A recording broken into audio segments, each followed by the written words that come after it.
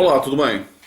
Meu nome é José Guilherme Cruz, sou formado em Informática e Gestão de Empresas, brasileiro natural do Estado do Rio, filho de pai português e mãe brasileira, residentes há muitos anos em Portugal. Criei este canal para falar sobre tudo de economia e política desses dois países que, obviamente, são extremamente importantes para mim.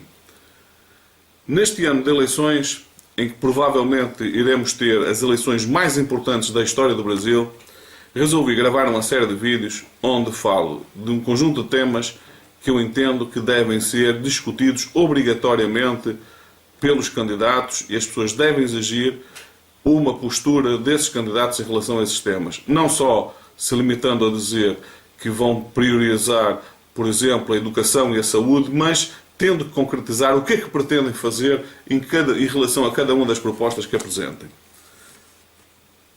Neste vídeo vou falar sobre um dos temas que eu entendo da máxima importância, que é a questão da reforma do sistema fiscal.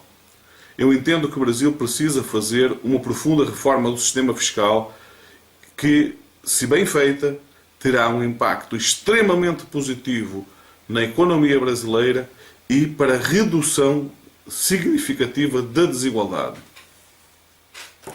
Se você não entende muito de economia, eu devo dizer que existe basicamente dois tipos de impostos. Os impostos diretos e os impostos indiretos. Impostos diretos é basicamente aqueles impostos relacionados com a renda que você tem. Por exemplo, todos os anos, quando você paga o imposto de renda, você está a pagar imposto direto. Esse é o chamado tipo de imposto direto. Depois existe o imposto indireto. O imposto indireto basicamente é imposto que incide sobre o consumo. Ele é chamado indireto porque você só paga o imposto a partir do momento que consome. Se você não consumir, você não paga imposto. Se você consome, você está sempre a pagar imposto.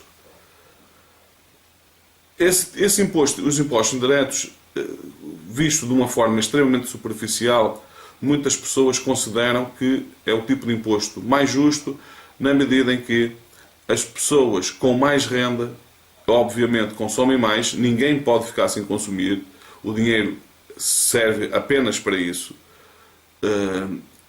Então, as pessoas que ganham mais, naturalmente, têm mais dinheiro para consumir, consomem mais, por isso pagam mais imposto do que uma pessoa que, com menor renda, consome menos. Só que essa é uma visão totalmente equivocada dos impostos indiretos. Muito pelo contrário do que defendem essas pessoas, o imposto indireto são os mais injustos impostos que podem acontecer. Porquê? Porque ele não diferencia as pessoas em função da renda. E trata como sendo justo a questão do imposto em valor absoluto. Eu vou-lhe dar um exemplo para você perceber o quão injustos são os impostos indiretos. Se você tem uma renda, vamos supor, de 2.000 reais por mês, e vai a um posto de combustível e enche o seu tanque com cerca de 100 reais, na realidade você está a colocar no tanque menos que 50 reais de combustível, porque a maior parte é imposto. Mas para simplificar as contas, vamos supor que você põe os 100 reais e que 50 reais é imposto e 50 reais é combustível. Se for a seguir a você um empresário que tem uma renda, por exemplo, em vez de 2.000 reais, de 200.000 reais, coloca os mesmos 100 reais de combustível, ele vai pagar os mesmos 50 reais que você. Agora, aonde é que está a injustiça aqui? A injustiça aqui é o que representa 50 reais para uma pessoa que ganha 2.000 e o que representa 50 reais para uma pessoa que ganha 200.000.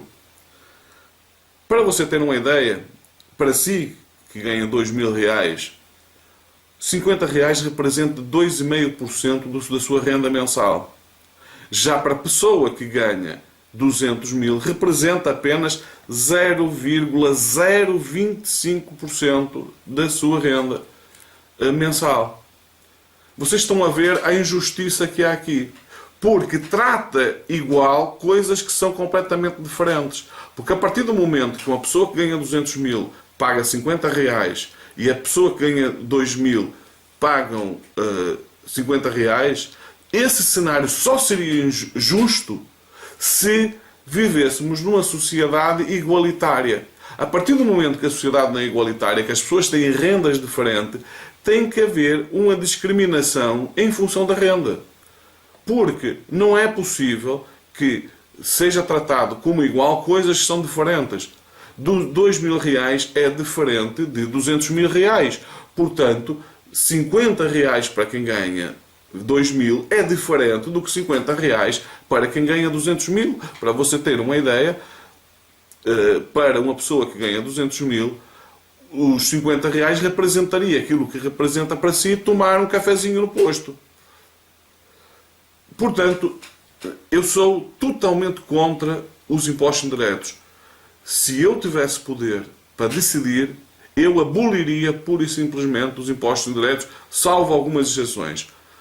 Uma exceção em que parece-me razoável haver imposto, e um imposto inclusivamente extremamente forte, são em consumos de produtos que não traz nenhum benefício para as pessoas, muito pelo contrário, são altamente prejudiciais, como por exemplo o cigarro.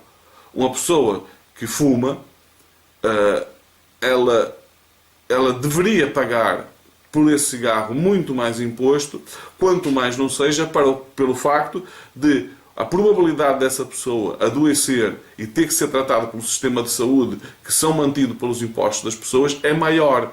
Então, faz todo o sentido que o cigarro esteja sujeito a uma fortíssima tributação e que essa tributação, inclusivamente, seja toda dirigida para os cuidados de saúde. Fora isso, não faz nenhum sentido impostos sobre o consumo, por causa dessa injustiça. Agora, o Brasil é provavelmente um dos países do mundo onde o peso dos impostos diretos é mais pesado. Então, essa distorção se torna maior.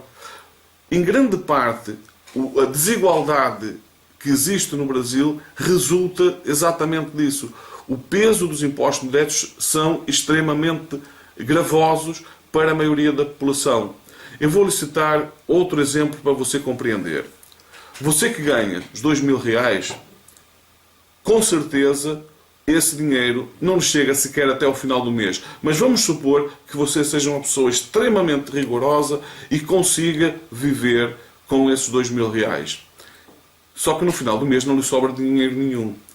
O que isto quer dizer é que todo o seu rendimento esteve sujeito a imposto. Você vai ter que pagar imposto direto sobre a sua renda, mas ainda, sempre que você vai consumir, você gasta, e como você gasta todo o seu dinheiro vai estar sujeito a imposto. Por outro lado, a pessoa que ganha 200.000, evidentemente consegue constituir poupança. Vamos supor que essa pessoa que ganha 200.000 é uma pessoa que até gasta muito dinheiro, consome bastante. E consome 50%, ou seja, cerca de 100.000 reais por mês. Quer dizer que 50% daquilo que ela ganha, ou seja, os restantes de 100.000 reais que ela constitui poupança, não vai estar sujeito a imposto. Ou seja, enquanto você tem a totalidade do seu rendimento sujeito a imposto, a pessoa que ganha 200.000 só terá 50%, na maior parte dos casos, muito menos 50% sujeito a imposto. Mas acresce a isso que essas pessoas, em sede de imposto direto, conseguem ter um conjunto de isenções. É que você que vive do trabalho, a renda do trabalho está sujeita a imposto. No entanto, se você tem uma renda significativa e investe, por exemplo, no mercado de ações, os dividendos que recebe das empresas que você tem ações não está sujeito a tributação. As mais-valias da compra e venda de ações também não estão. Ou seja, cria-se aqui uma nova distorção no sistema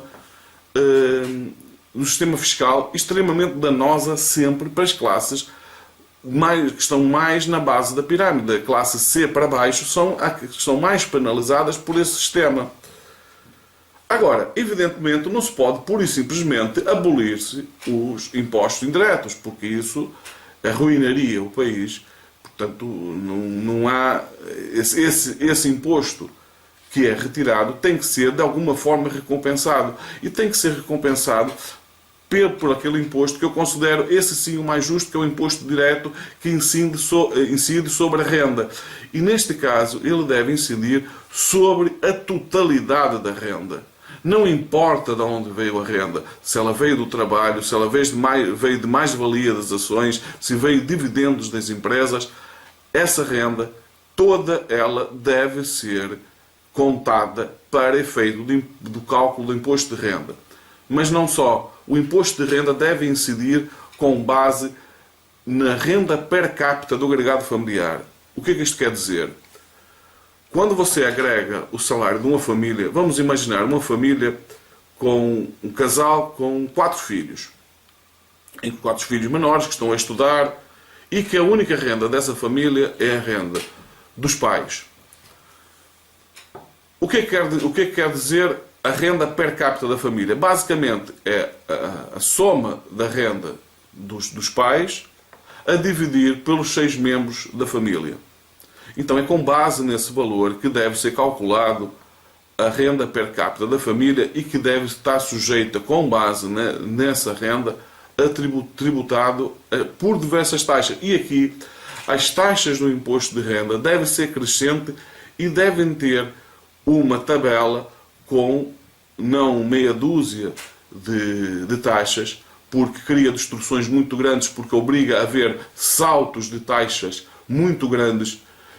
Eu entendo que ela deve ser um processo muito mais progressivo, a partir de zero. Por exemplo, uma família cuja renda per capita ronda os 200, 300 reais por pessoa, essa família não pode pagar imposto, ela não tem condições de pagar imposto. E isso, curiosamente, não é negativo para o Estado, não é negativo para a economia, muito pelo contrário, porque essa pessoa, deixando de ter toda a sua renda sujeita a imposto, ela vai poder consumir mais do que aquilo que podia consumir a partir de antes. O que quer dizer que não só vai dinamizar a economia, vai fazer com que as empresas vendam mais, logo gere mais lucro, logo pague mais imposto, como elas também passam a empregar mais gente. E provavelmente essa família que hoje não paga imposto porque a sua renda é muito mais baixa, com esse crescimento da economia, provavelmente vai conseguir emprego, vai conseguir aumentar a sua renda e a dada altura vai começar a pagar também imposto. Portanto, pensar-se que pelo facto de haver algumas pessoas que não paguem nada, que isso é negativo, não, muito pelo contrário, é extremamente positivo. Agora, evidentemente que o conjunto das pessoas vão passar a trazer menos dinheiro para casa, inclusivamente a classe média. Só que isso não é mau, isto é muito positivo. Porquê? Porque a partir do momento que deixa de existir os impostos indiretos sobre o produto, quer dizer que com menos dinheiro você vai poder comprar muito mais coisas.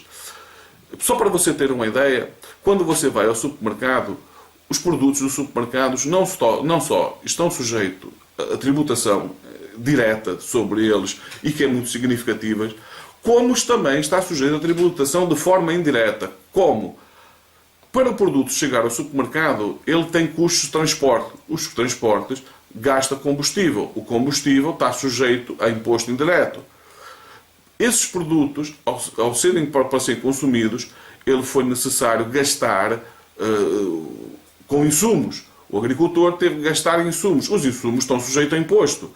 Portanto, existe, além do imposto indireto colocado diretamente no produto, existem os impostos indiretos que são agregados ao valor do produto, mas que não incidem diretamente sobre ele.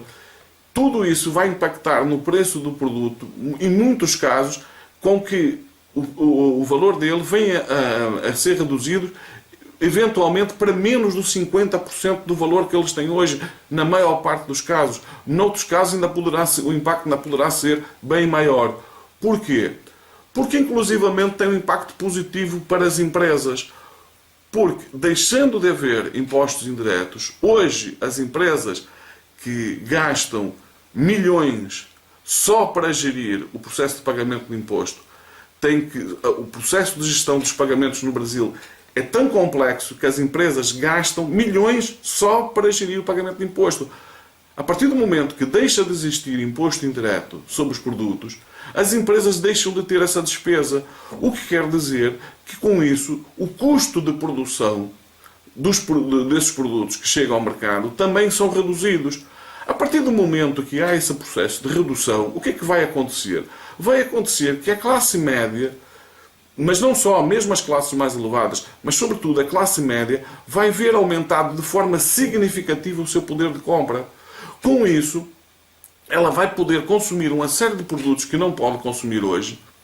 Por exemplo, imagina, você vai comprar um eletrodoméstico. Esse eletrodoméstico, deixando de ter imposto indireto a incidir sobre ele, deixando de ter todos esses impostos que eu falei antes, que estão embutidos no processo de produção, muito provavelmente, você hoje que não pode comprar uma geladeira, não pode comprar um fogão, se eles de repente tiverem uma redução de 50% ou mais de 50% do seu valor, você já vai poder consumir, apesar de eventualmente você trazer menos dinheiro para casa. Isso inclusive vai ter outra consequência óbvia, que é a valorização do real. O real vai passar a valer muito mais por uma questão muito simples, é que a partir do momento que a moeda permite comprar mais bens, ela evidentemente passa a ter mais valor. Portanto, a economia como um todo só tem a beneficiar com isso. Aonde é que eu manteria o imposto indireto? Além do exemplo que eu falei antes, no caso do cigarro, é em relação aos impostos alfandegários na entrada de produtos no Brasil. No entanto, mesmo aí, eu só manteria o imposto por uma questão de criar justiça em relação ao mercado internacional, em que existe muita distorção. Por exemplo, os Estados Unidos agora resolveu aumentar os impostos à entrada de produtos nos Estados Unidos em cerca de 25%. Seria muito pouco inteligente da parte do Estado brasileiro não ter um mecanismo que pudesse penalizar também o Estado americano. Portanto, faz todo o sentido que exista também, no caso da aplicação de imposto sobre os produtos brasileiros nos Estados Unidos, que os produtos americanos venham a ser tributados também. Mas caso os americanos não tributem, não imponham essas taxas, o que é que isto vai acontecer? Com que produtos de tecnologia que chegam hoje no Brasil extremamente caros devido aos impostos, passem a chegar extremamente baratos. Com isso, não só o consumidor brasileiro vai poder ter acesso mais facilitado a esse produto, como inclusivamente vai ter outra vantagem significativa. É que os produtos também produzidos no Brasil vão passar a ser significativos, vão baixar significativamente de preço. Com isso, hoje o brasileiro que vai comprar no Paraguai, por exemplo, produtos porque estão nesse país muito mais barato no Brasil, provavelmente o que vai acontecer é o contrário. É o paraguaio a ir ao Brasil comprar produtos até de melhor qualidade a preços mais baratos, precisamente porque deixa de haver esses impostos pesadíssimos que incidem sobre o consumo.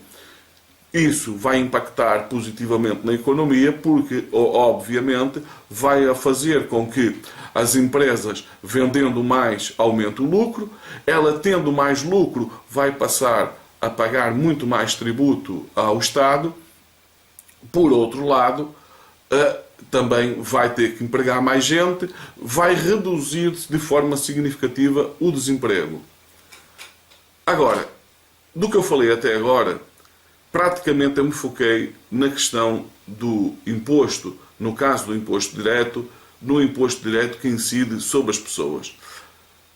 Agora, o impacto dos impostos ainda poderão ser muito mais significativos de uma forma positiva se também em relação às empresas, os impostos diretos que incidem sobre as empresas, portanto o imposto de renda de pessoa jurídica, passem a ser também não uma taxa física fixa para todas as empresas, mas que tenha uma tabela mais ou menos nos mesmos termos da tabela de imposto sobre pessoa física. Porquê?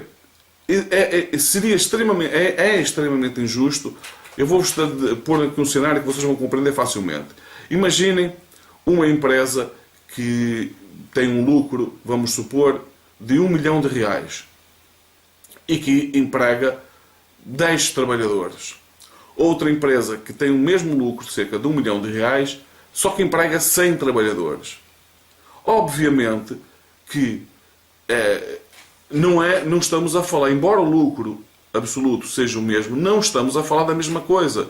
Porque se uma empresa emprega mais gente, quer dizer que ela está a tirar mais gente do desemprego, quer dizer que essas pessoas que, a partir do momento que elas, tendo renda, elas vão passar a pagar imposto, é justo que a empresa tenha uma compensação pagando uma taxa de imposto menor do que aquela que emprega apenas 10 trabalhadores. No entanto, não se deve olhar só para essa questão do número de trabalhadores. É preciso olhar também para outra questão, que é a justiça salarial dentro da empresa. O que é que isto quer dizer? Há empresas que têm, por exemplo, a administração tem salários altíssimos. Em compensação, o trabalhador, aquele que está na produção, aqueles que efetivamente estão a produzir, estão a gerar riqueza para a empresa, têm salários extremamente baixos. Essa distorção também pode ser corrigida através do sistema fiscal, fazendo o quê? Com que as empresas que tenham essas maiores diferenças salariais entre os salários mais altos e os salários mais baixos também estejam sujeitas a uma percentagem maior de imposto do que aquela que tem, digamos, uma maior justiça salarial. E, por fim, devem ser entrado em conta também o peso da massa salarial em relação ao lucro da empresa. O que é que isto quer dizer? Quanto é que a empresa gasta com os seus funcionários? Nessa medida, quanto maior o peso dos salários na fixação de preço do produto, ou seja, quanto melhor salário as empresas pagam de um modo geral aos seus trabalhadores, é justo que menos imposto essa empresa vai ter que pagar sobre o lucro. E por uma questão óbvia, porque se ela paga melhores salários, quer dizer que esses trabalhadores, através do imposto de renda de pessoa física, está a pagar mais imposto. É natural que a empresa pague ela menos imposto por essa via. Por outro lado, empresas que pagam mal aos seus trabalhadores, provavelmente pagam salários que não dá sequer para o trabalhador ter que pagar imposto, ou se paga uma porcentagem menor do que deveria pagar. Então faz todo o sentido que a empresa esteja sujeita a uma porcentagem maior de imposto para equilibrar, para haver um equilíbrio entre os impostos cobrados nas várias empresas. Então, quais são os fatores que são importantes? Se é uma empresa que emprega muita gente, deve ter sido em conta, haver em conta o nível de justiça salarial e de maior a menor desigualdade, e a questão da massa salarial, se a empresa paga salários mais justos ou pelo contrário, explora de uma forma mais evidente a mão de obra barata. Isto não só terá um impacto extremamente positivo na economia e nos cofres do Estado, como resolve um problema que em algum momento vai surgir e está muito breve para surgir, que é a questão da automação. Com o aumento da automação, cada vez mais o emprego vai tender a aumentar, porque cada vez mais, sobretudo naqueles trabalhos repetitivos, naqueles trabalhos de produção, as empresas vão necessitar cada vez menos de mão de obra. Há pessoas que dizem que essa redução de mão de obra vai ser compensada pela criação de novos postos de trabalho para pessoas com um nível de exigência de formação superior, com melhores salários. Primeiro, não vai compensar de forma nenhuma. O número de postos de trabalho que a tecnologia irá gerar, e com certeza vai gerar, será significativamente inferior aqueles que irá destruir.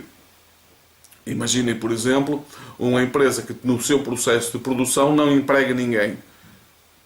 E acreditem, está muito mais próximo disso acontecer do que você julga. Eu já gravei um vídeo anterior em que eu falo de um exemplo de uma fábrica chinesa que estava para abrir, não sei se já abriu, na cidade de Little Rock, nos Estados Unidos, e que, segundo a informação que eu obtive, iria produzir cerca de 800 mil camisetas para a Nike, não, desculpa, para a Adidas, e que em todo o processo de produção, o processo ia ser 100% automatizado, de forma que na produção não ia lá ter na empresa uma única pessoa. Todo o pessoal emprego pela empresa iria estar na área administrativa. Portanto, vocês estão a ver, hoje, em que, sobretudo a indústria têxtil, ainda emprega muita gente na área da produção, é onde está a maior parte dos trabalhadores, é na parte da produção.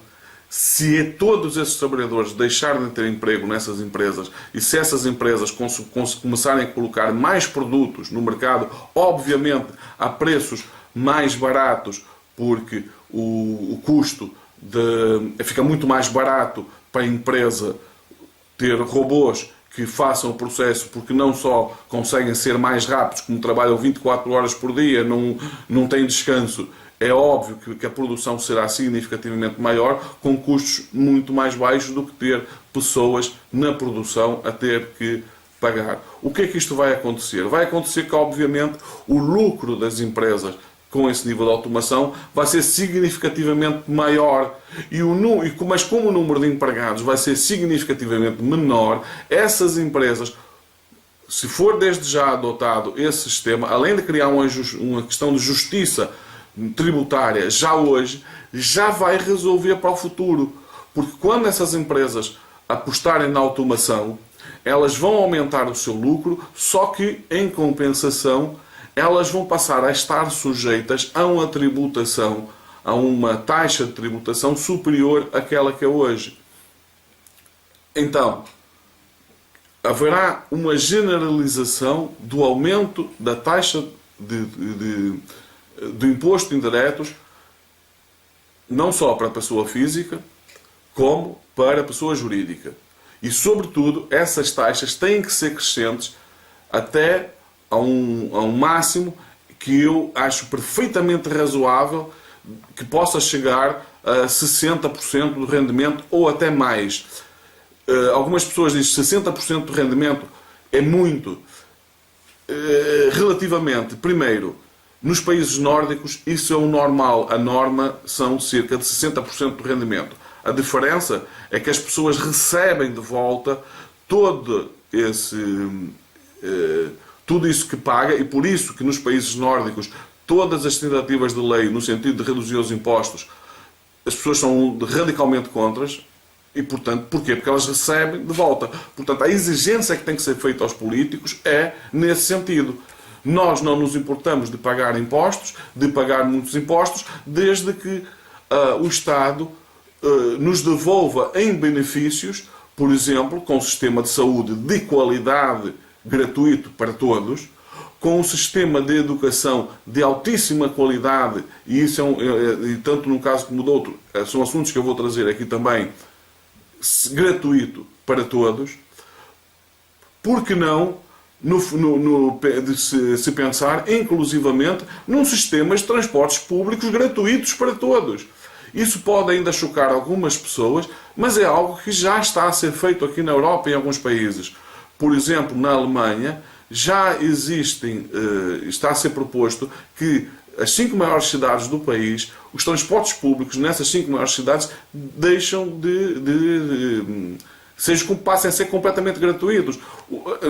Em Paris, inclusivamente, existe um estudo para que em breve irá testar a abolição de qualquer tipo de pagamento de impostos públicos dentro da cidade.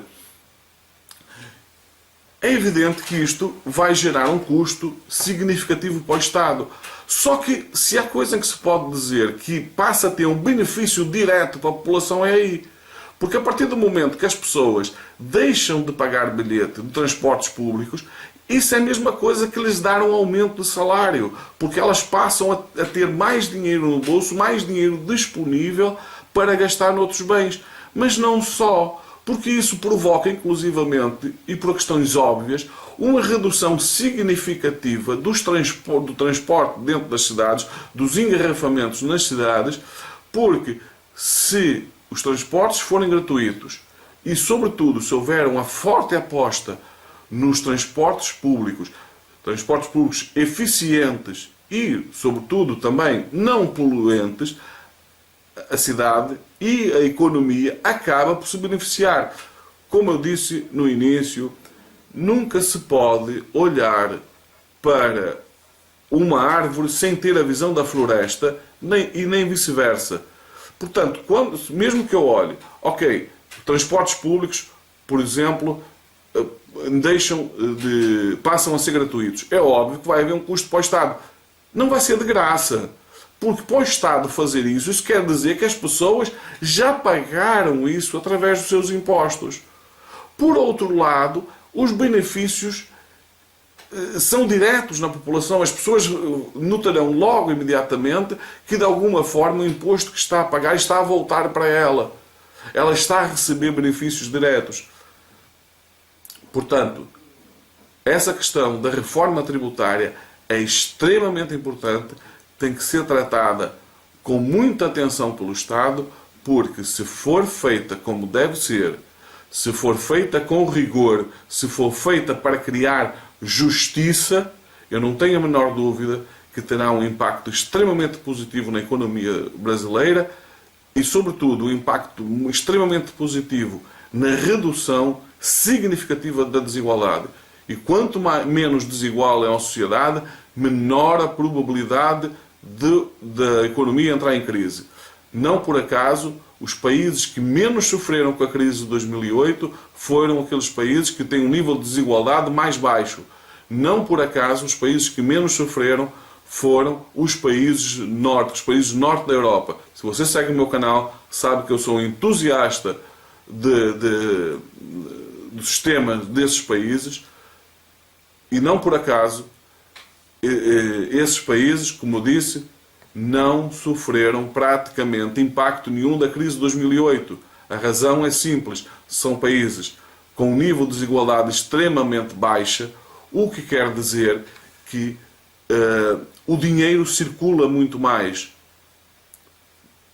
Você pode não estar a compreender porquê.